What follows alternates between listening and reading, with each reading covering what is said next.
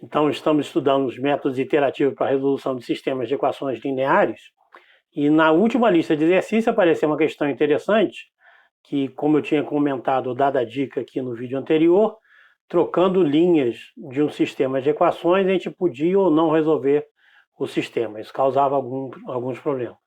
Esse vídeo de hoje é particularmente teórico, tá? Eu vou mostrar por que isso acontece.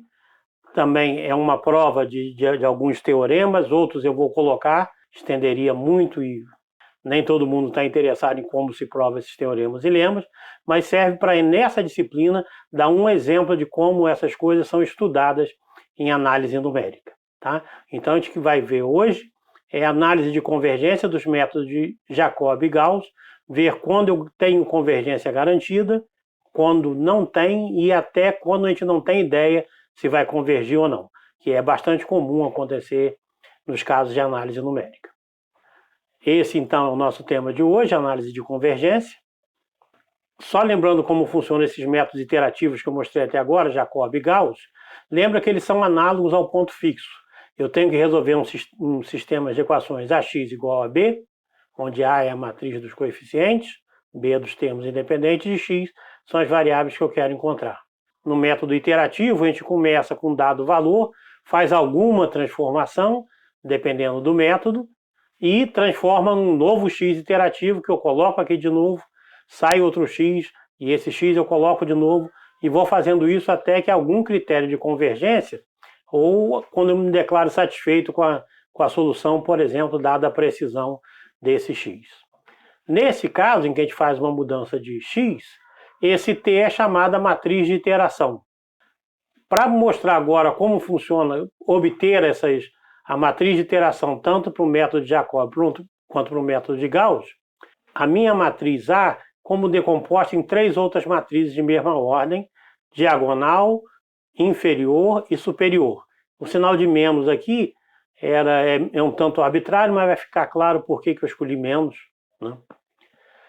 Onde D é a matriz feita apenas com os elementos da diagonal de A, L com os elementos abaixo da diagonal com o sinal de menos, né? E U é simétrico, são os elementos acima da diagonal. Então, uma decomposição da mais simples, uma matriz decomposta em 3 outras, né? Em que é a soma das 3, onde essa aqui é puramente diagonal, essa é triangular inferior, essa triangular superior, sem os elementos da diagonal. Até aí, tranquilo.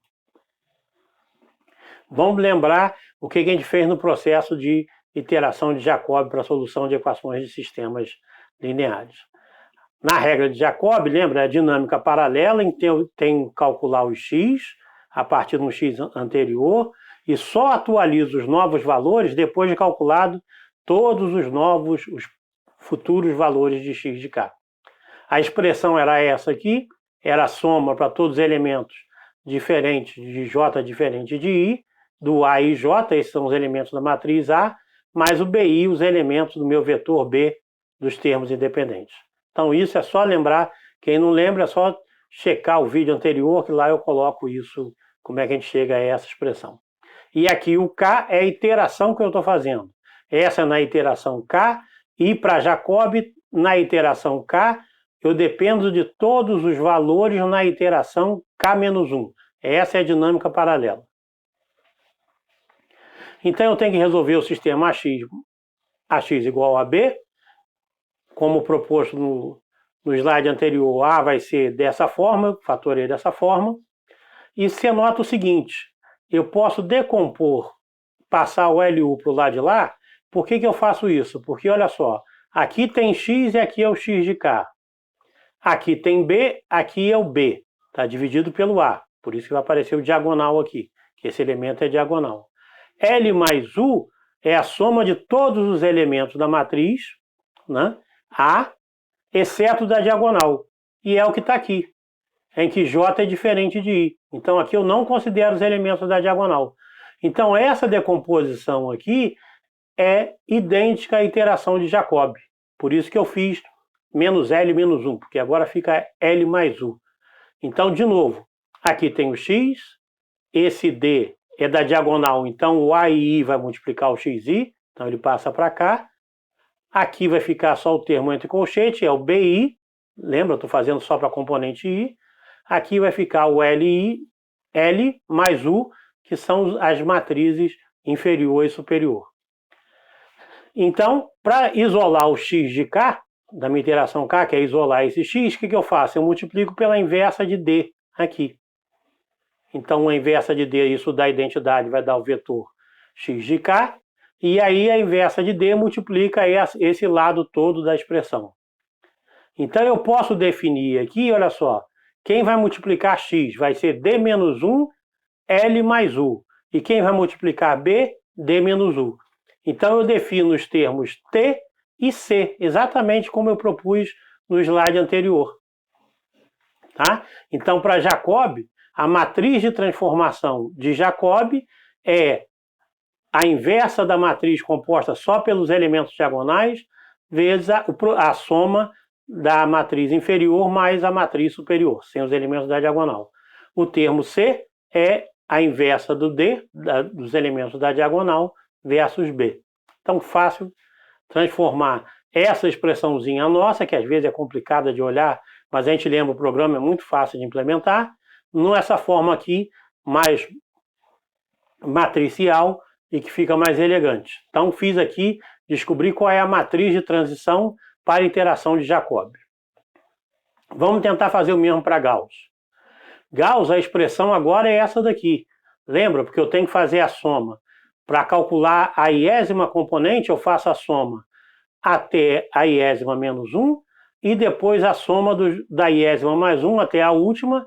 Esses com os valores já atualizados, aqui então é na késima iteração, esse na késima iteração e esses aqui na k menos 1.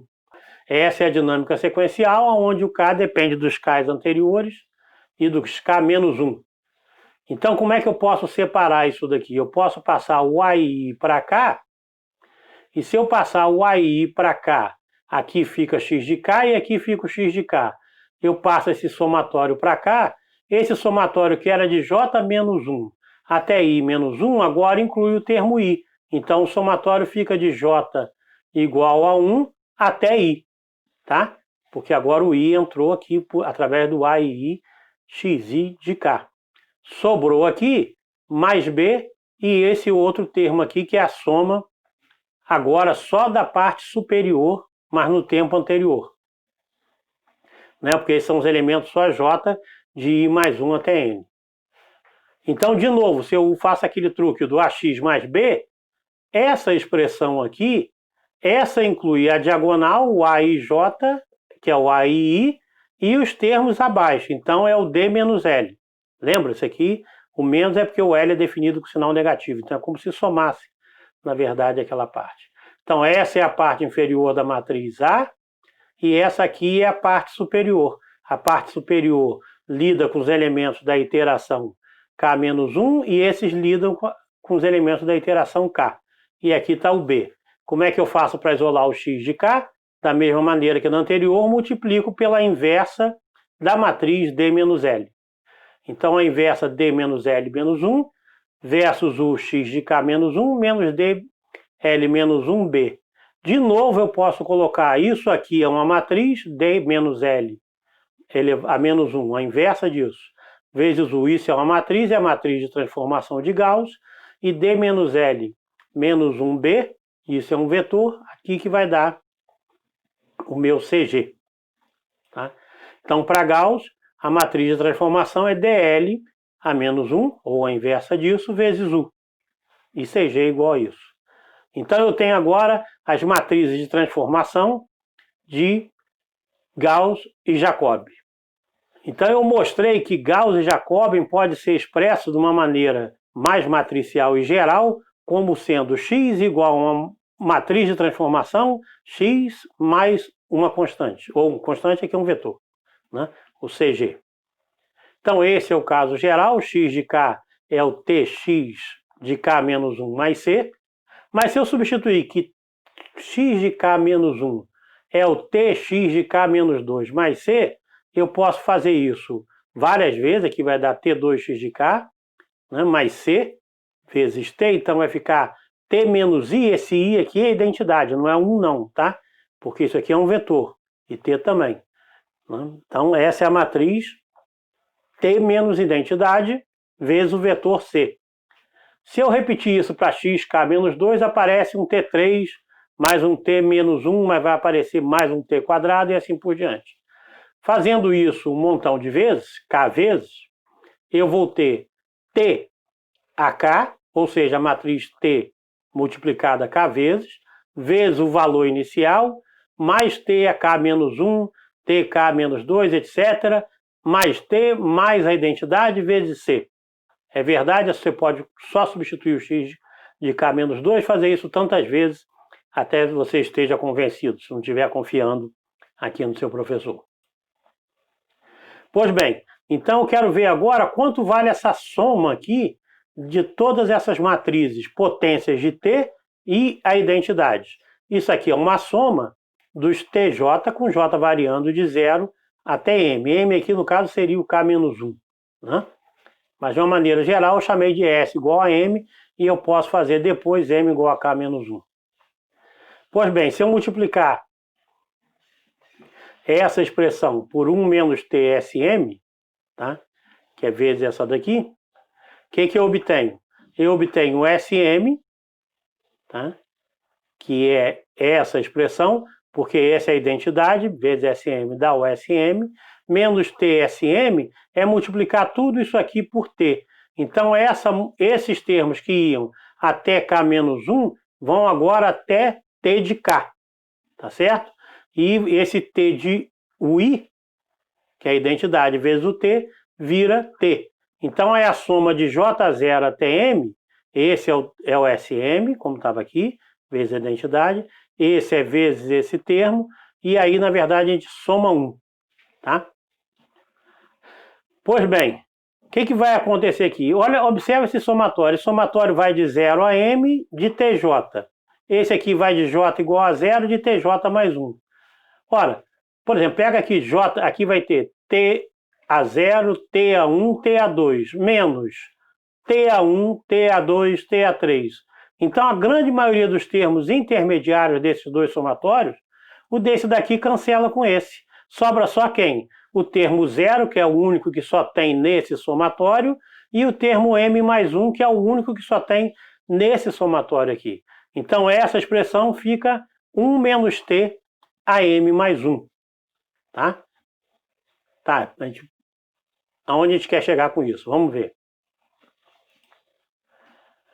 Agora sim eu vou fazer uma hipótese, porque é a única condição em que eu consigo provar que existe convergência. Então, se a matriz T é convergente, ou seja, a definição de convergência é, se eu aplicar essa matriz nela várias vezes, né, para M indo ao infinito, ela é convergente se esse valor aqui para M muito grande, se essa matriz tende a 0.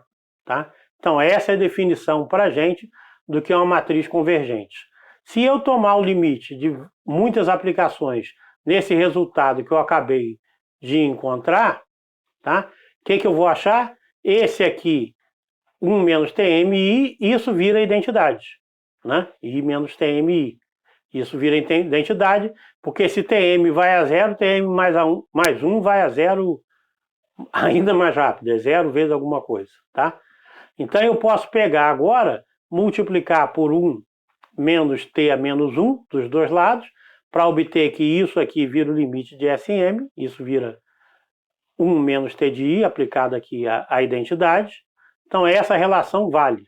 Só lembrando, o SM é a soma de todos os M de TJ, M tá igual a 0. Essa soma aqui, para quem não lembra, é exatamente essa soma aqui que eu quero encontrar. Então essa expressão aqui, o que vai acontecer se eu aplicar isso, fazer um número muito grande de iterações, que significa fazer esse M ir a 0, para quem já esqueceu no meio de tanta conta o que a gente estava fazendo. Eu estou procurando o termo XK, então depois que eu faço isso, se eu fizer M igual a 0 igual a essa soma, né? Então esse cara aqui, o X de K, vai convergir, né? Esse X de K é esse valor aqui que eu tinha copiado do slide anterior, né? Então esses caras, os três caras somem, então fica agora multiplicando por 1 menos t, por i menos t a menos 1, e isso dá só esse valor para o x de k, que é o que eu obtenho lá na expressão anterior. Ou seja, eu mostrei com essa contarada toda que o x de k, que é o que eu espero que seja a raiz, né, ou as raízes do meu sistema de equações, elas existem, né, e vão convergir, o valor dela será 1 menos t. Quem é o t? É a matriz de transformação. Então depende se é Jacobi ou Gauss, né, mas eu espero que seja o mesmo, o valor de convergência depois de muitos passos. Então é o i, identidade menos t, a inversa disso, versus c, que eu já defini. Esse c também depende de que tipo de transformação que eu estou fazendo. O que eu acabei de fazer aqui, essa contarada toda, é para mostrar que o método de Gauss e de Jacobi, eles convergem. Mas eu comecei exatamente porque um exemplo da lista não mostrava essa convergência dependendo das linhas. Por que que isso acontece? É porque aquela matriz não é convergente, tá? E a única coisa que eu posso garantir é, se é convergente, esses métodos vão encontrar a raiz. E se não for, aí eu não posso provar nada. Eu não provei que se ela não é convergente, ela não converge para um dado valor, tá? Então só posso afirmar se ela é convergente. Existe um teorema que eu não vou provar aqui, se o limite de m indo ao infinito, ou seja, a aplicação de muitas vezes da matriz de transformação, se essa norma vai para zero, ou seja, a convergência, o raio espectral dessa matriz T tem que ser menor do que 1. Então é complicado, porque eu tenho que pegar agora aquela matriz T vezes a transposta, tirar os autovalores, descobrir qual é o maior autovalor. Então parece que o teste para convergência é um tanto complicado. Agora, essa condição suficiente, mas não necessária, é se a matriz é estritamente diagonal dominante. O que significa isso? O valor absoluto dos elementos da diagonal são maiores do que a soma dos valores absolutos dos elementos fora da diagonal para cada linha. A gente pode falar matriz estritamente diagonal dominante para linhas ou para colunas. Ela vai ser uma condição um pouco mais relaxada, é a diagonal dominante, em que eu aceito que ele seja igual à soma dos elementos, tá? Nesses casos de diagonal ou diagonal dominante, eu garanto que exista convergência. Então vamos resumir o que eu vi até agora. Eu tentei fazer aqui uma prova num teorema de convergência de um método iterativo para a resolução de sistemas de equações lineares. O que eu consegui fazer usando até alguns teoremas como esse aqui, que eu não provei, mas supus conhecido, é que eu sei sobre que condições, respeitadas algumas condições, aqueles métodos convergem para uma solução. Se essas condições não são respeitadas, eu não posso falar nada, tá? Isso aqui pode parecer um pouco frustrante, do ponto de vista que eu gostaria de ter uma condição simples de calcular, mais fácil do que resolver o sistema, e que me dissesse, esse sistema aqui tem solução pelo método de Jacobi e pelo método de Gauss. Infelizmente ele não tem isso. Mas na verdade isso tem a ver até como a ciência funciona. Muitas das vezes a gente não tem a resposta para o problema, mas na verdade, mesmo restringindo o campo de ação ou de aplicação desses teoremas ou dos métodos, provando a convergência por uma classe deles, a gente já avança no conhecimento. Então a gente já sabe mais do que sabia antes do início do vídeo sobre como esses métodos funcionam ou não, ou quando a gente não pode afirmar nada. Isso ainda é um avanço. E você nota que as provas ou os teoremas que a gente usa para poder provar essas coisas são de certa maneira extensos. Claro que tem provas em matemática que são muito maiores do que isso, né? Mas para a gente ver métodos que são comumente usados para a solução de sistemas numéricos, mesmo para isso a prova é um tanto quanto extensa e faz uso também de outros teoremas. Nota assim que a gente vai avançando. Alguém fez um teorema como esse, anterior, da qual eu faço uso para tentar estender o conhecimento a um teorema maior. Então esse vídeo foi um pouco mais teórico, foi para tentar mostrar a convergência dos sistemas. Primeiro eu tenho que ver se minha matriz é convergente, se ela não é, para tentar resolver. Tem uns truques. Se a matriz é estritamente diagonal, a gente sabe que funciona, quer dizer, se os elementos da diagonal são maiores que a soma dos outros. Mas pode ser que funcione sem essa condição ser respeitada. As duas condições que a gente tem aqui, que são praticamente as mesmas, elas dizem respeito ao valor do elemento diagonal ser maior do que a soma dos outros. Mesmo que não seja maior que a soma, pode ser que tenha a solução quando ele é maior do que todos os outros. Então, qual é a dica que essa falsamente frustrante prova de convergência nos passa? Quando a gente for resolver por Jacobi ou Gauss, vale a pena dar uma investida, fazer aquelas técnicas de pivotamento, para tentar colocar sempre na diagonal principal os elementos maiores, com maior módulo, né? E isso vale para linhas e vale para colunas.